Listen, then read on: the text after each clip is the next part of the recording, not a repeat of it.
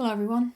This video is going to be my attempt to add my voice to the current discussion on the trans experience, as my friend Benjamin Boyce calls it. It's a very interesting topic, and although I'm an outsider to that community and to that sort of experience, I thought that I might have one very specific kind of experience to add to the discussion. I'm not here to invalidate anyone else's experience or to pretend that I'm an expert on anything. I'm really not, and I just want to learn. I just want to hear about, how I'm wrong about things. That's always what I'm doing here. I'm not trying to pretend to be any kind of voice of authority on any subject that I talk about, but this one especially, I think. Although I'm not trans and I've never been trans, I'm not exactly gender typical. I'm not exactly gender conforming.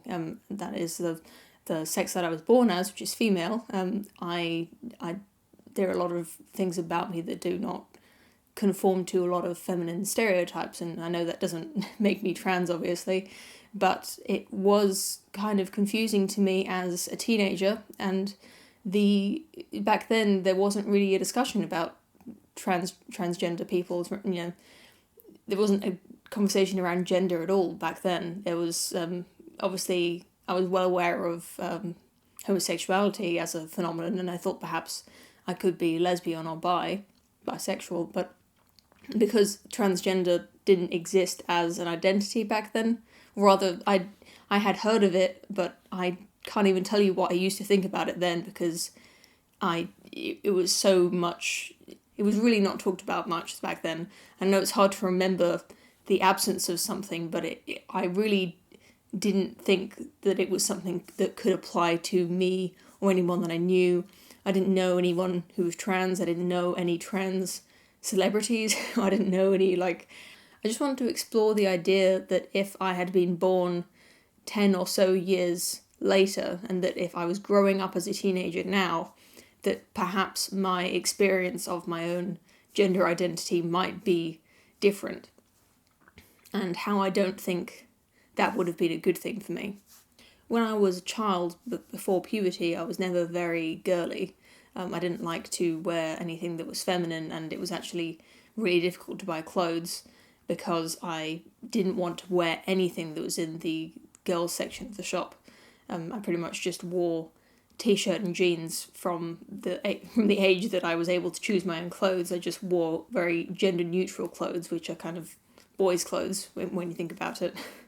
What I think's funny is that you can't really call a girl a cross-dresser when she dresses in boys' clothes, because it's just kind of accepted that girls can wear boys' clothes. But we didn't have that many toys as I was a child. Me and my brothers, we just sort of had whatever was sort of going secondhand, so we never had much choice in the toys that we played with. But I don't remember ever having a baby doll to play with, or a Barbie, or anything like that. My friends had them, and I thought that they were kind of boring. I didn't hate the idea exactly, I just wasn't interested in playing with those. I had female and male friends who I just, liked to play outdoors with and stuff, but it wasn't really an issue. I was a very happy child. I didn't have any problems with not conforming to all the female stereotypes of children.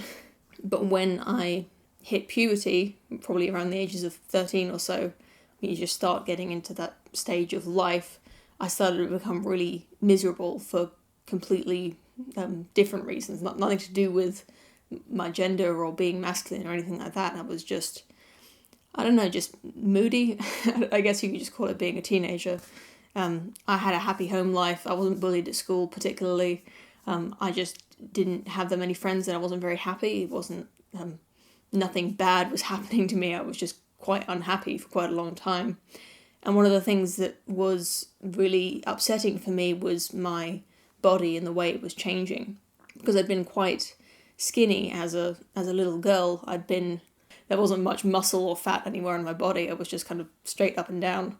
And then when I started to hit puberty, I started to grow fat in the usual places, and I found that quite upsetting. That to me, I knew, I'd been to sex education class, I knew what was happening to me. It was puberty, but to me it just looked like I was getting fat. Like the the fat accumulating on my, upper legs and, on my chest and my arm, just getting a sort of a softness that women have, just a sort of subcutaneous fat layer that I never used to have as a child. And it was just the change from being a really skinny child to a regular shaped teenager was quite distressing to me. And I never really got over that until I was probably out of my teenage years, age of 19, maybe when I was at university. And it wasn't like my body was growing in perfect accordance with what I was expecting of female puberty either, because my hips aren't very wide and my shoulders are quite a lot broader than most women's. I think they look a bit, they're kind of broad. And in combination with the narrow hips, I just don't have a very feminine figure. Although I am quite kind of curvy in terms of fat distribution. That's supposed to be the politest way of saying that.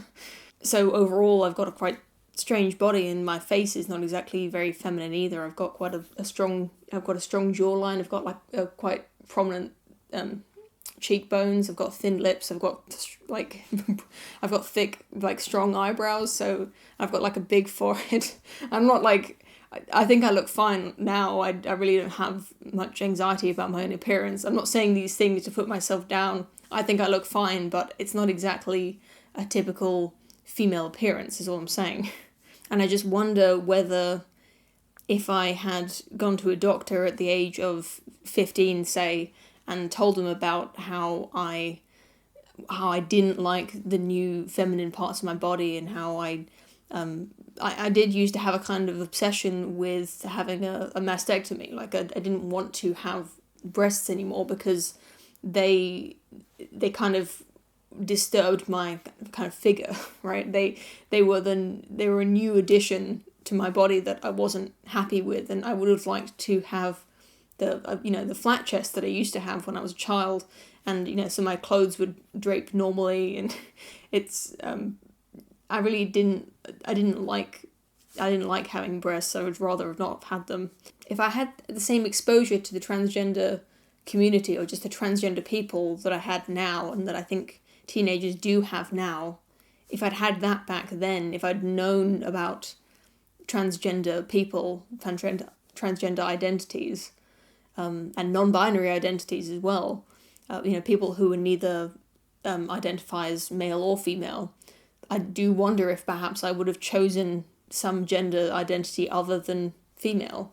And maybe that's really stupid, because trans people are always aware that they're trans and it's not affected by the culture or their exposure to information. I really don't know. Maybe that's the case, and maybe I'm just being really stupid, and I'm not trans, I never will be trans or would have been trans, and that's just impossible.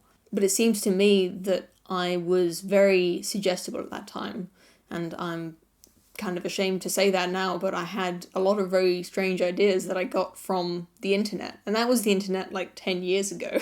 The internet now, I probably would have some even stranger ideas, I think.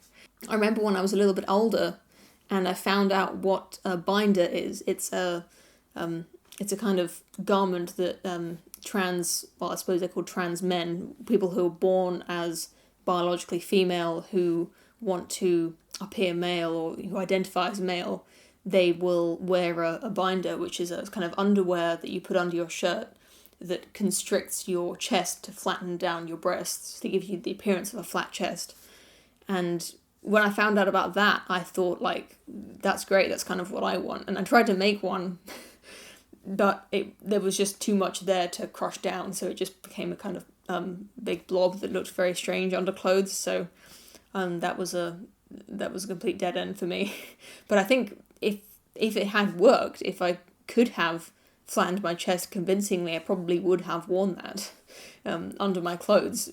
And I know that I could never pass as male because I'm 5'3". Being 5'3" does not exclude you from being male. People still recognize men as men if they're short or even extremely short. But that compared to being trans would probably give me away immediately, and I never had any illusions about that. I never wanted to look male. I never sort of looked at a male body and thought, like, I want to look like that. People who have gender dysphoria feel uncomfortable in the body that they have due to a mismatch between their between their psychological gender, their gender identity and their physical body. But to me, that seems like that would be very difficult to diagnose, right?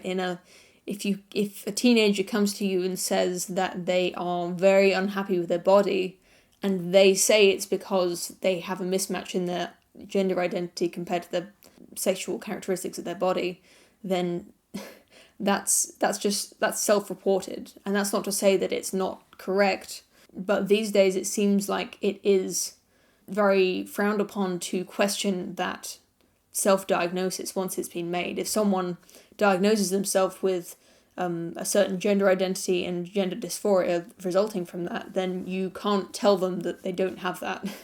And although I'd like to think that there are expert gender counselors who you can talk to who will determine whether your psychological discomfort and your neuroses and your anxiety is due to your gender, dysphoria, or whether it is just depression. For me, all it was that I was going through puberty and I was a teenager and I was just very unhappy for completely unrelated reasons. I ended up growing into a very happy, perfectly female human being.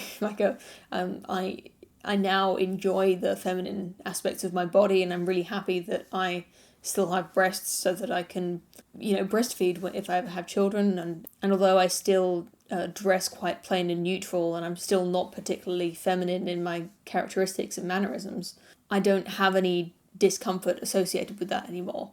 I don't have the same anxiety about my body. I don't have any hang-ups about that these days. I went through a phase, which is the most cliche thing to say about a teenager, but I went through a phase of being very unhappy with my body. And that's not to diminish how I was feeling at the time or anybody who's feeling that way now.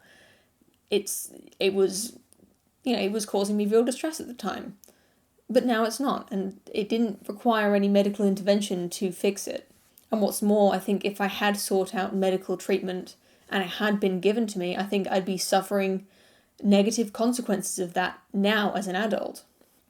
Obviously, I can't know that for sure, but I think given that I'm happy now and healthy, that probably any treatment that I'd had as a teenager would have either been just useless because it obviously wasn't needed, or it could have been detrimental. I don't know. Obviously, I can't tell. Maybe I have no idea what I'm talking about, and having gender dysphoria is absolutely nothing like what I went through, and it's just stupid for me to make any comparison between those things. I'm completely willing to accept that that's possible, but I'm just here trying to be as honest as possible about something that happened to me that I think might be a useful contribution to the conversation. And I don't think that I can do any harm just by being honest. Right? I'm not trying to lie to you. I'm not trying to push an agenda on you, just you watching this. I'm not trying to spread some ideological, political message. I'm just talking about my experience. I hope it was interesting and maybe not too personal or gross for my normal viewers. Please let me know what you think, and maybe share some horror stories of your own going through puberty, growing up as a teenager. It's always good to look back and kind of laugh at how awful things seemed back then, I think. Thank you very much for watching, and I'll talk to you again soon, I hope. God, my hips are huge. Oh, please, I hate my calves. At least you guys can wear halters. I've got man shoulders. I used to think there was just fat and skinny. Apparently there's a lot of things that can be wrong on your body. My hairline is so weird. My pores are huge. My nail beds suck. I have really bad breath in the morning. Ew.